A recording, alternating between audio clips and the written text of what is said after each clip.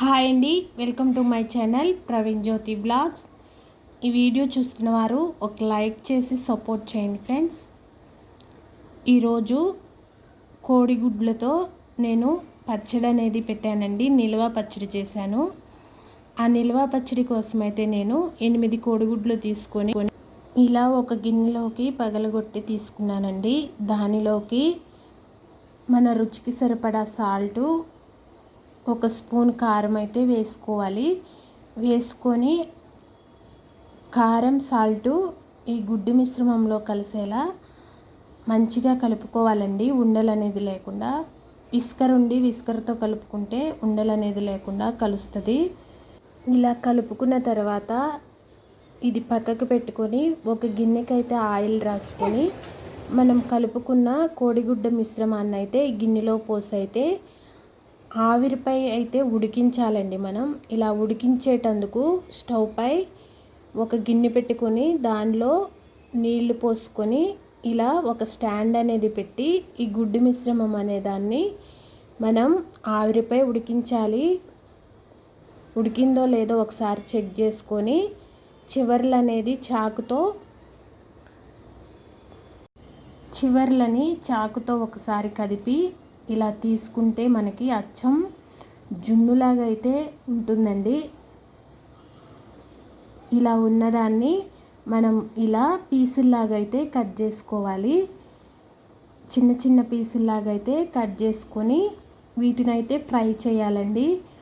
మనం దీన్ని నిల్వ పచ్చడి పెడుతున్నాం కాబట్టి దీనికి కావలసిన పదార్థాలు 2 టేబుల్ స్పూన్ల కారం, రుచికి సరిపడా సాల్టు, ధనియాల పొడి, జీలకర్ర పొడి, గరం మసాలా. నిల్వ పచ్చడి కాబట్టి నిమ్మకాయలు కూడా తీసుకున్నానండి. మనం కట్ చేసి పెట్టుకున్న ఈ ఎగ్ ముక్కలని ఫ్రై అయితే చేసుకోవాలి. డీప్ ఫ్రై అయితే చేయాలండి. ఇది నిల్వ పచ్చడి కాబట్టి డీప్ ఫ్రై అయితే చేయాలి. మన ఛానల్ ఎవరైనా ఫస్ట్ టైం చూస్తున్నట్లయితే సబ్స్క్రైబ్ చేసుకోండి ఫ్రెండ్స్. నచ్చితే లైక్ చేయండి, షేర్ చేయండి, కామెంట్ చేయండి. వీటిని బ్రౌన్ కలర్లో వచ్చే వరకు అయితే ఫ్రై చేయాలండి. ఇలా ఫ్రై అయిన తర్వాత వీటిని పక్కకు తీసుకొని అదే ఆయిల్లో మనం అల్లం వెల్లుల్లి పేస్ట్ కూడా వేసుకొని ఫ్రై చేయాలి. ఎప్పుడు చికెన్, మటన్, ఫిష్ పచ్చళ్ళే కాకుండా ఇలా కోడిగుడ్లతో కూడా ఒకసారి ట్రై చేయండి. పచ్చడి అనేది చాలా రుచిగా ఉంటుందండి. ట్రై చేసి ఎలా వచ్చిందో నాకు కామెంట్ చేయండి. ఇలా అల్లం వెల్లుల్లి పేస్ట్ కూడా వేసుకొని అల్లం వెల్లుల్లి పేస్ట్ అనేది పచ్చివాసన పోయే వరకు ఫ్రై చేసుకోవాలి. ఇది ఫ్రై అయిన తర్వాత దీనిలోనే మనం 2 టేబుల్ స్పూన్ల కారం, 1 టీ స్పూన్ ధనియాల పొడి, 2 టేబుల్ స్పూన్ల గరం మసాలా, రుచికి సరిపడా సాల్టు. ఇది నిల్వ పచ్చడి కాబట్టి మెంతిపిండి కూడా వేసుకోవచ్చండి. జీలకర్ర పొడి కూడా వేస్తారు, నేనైతే వేయలేదండి. ఇవన్నీ వేసి ఈ ఆయిల్లో కలిసే వరకు ఒక నిమిషం పాటు ఇలా కలుపుకొని ఇది అనేది పక్కకు పెట్టుకోవాలి.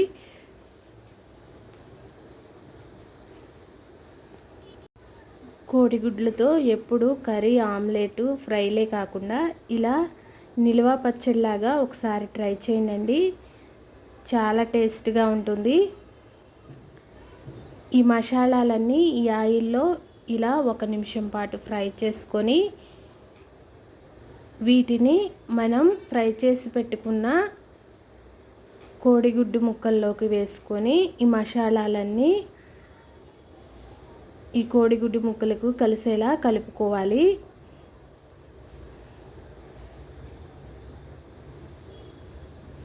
పిల్లలకి అప్పుడప్పుడు ఇలా వెరైటీగా చేసి పెడితే ఇష్టంగా తింటారండి. ట్రై చేయండి మీరు కూడా ఇంట్లో. అలా కలిపింది చల్లారిన తర్వాత అయితే నేను ఒక 2 టీ స్పూన్ల నిమ్మరసం అయితే వేసుకున్నాను. మనకి పచ్చడి అనేది నిల్వ ఉండాలి కాబట్టి నిమ్మరసం అయితే తీసుకున్నాను. తీసుకొని అది మంచిగా ఈ పచ్చడిలో కలిసే వరకు కలుపుకొని నిల్వ పెట్టుకుంటే మనకు నెల రోజుల పాటు నిల్వ ఉంటుందండి. ఈ వీడియో కనుక నచ్చితే ఒక లైక్ చేసి సపోర్ట్ చేయండి ఫ్రెండ్స్. చిన్నపిల్లలు కూడా చాలా ఇష్టంగా తింటారండి. ఒకసారి అయితే ట్రై చేయండి.